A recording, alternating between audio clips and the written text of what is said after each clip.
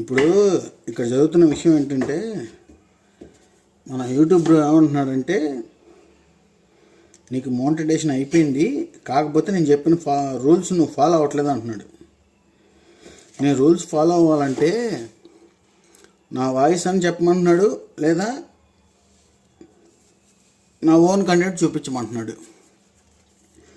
నేను ఎక్కడో పెయింటింగ్ పని చేసుకునేవాడిని. నాకు అన్ని చోట్ల వీడియో క్లారిటీగా తీయడం కుదరదు. నా దగ్గర అసిస్టెంట్ పెట్టుకునేంత సినిమా మన దగ్గర లేదు. ఓన్ కంటెంట్ కావాలంటే నా వాయిస్ చెప్పమంటే నేను లతా మంగేష్కర్నా లేకపోతే ఎస్పి బాలసుబ్రహ్మణ్యం గారినా నా ఓన్ వాయిస్ చెప్పడానికి? ఏం చేస్తాం?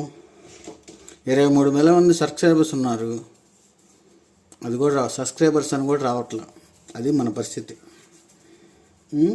ఓన్ వీడియో పెట్టాలి, ఓన్గా కంటెంట్ చేయాలంటున్నాడు.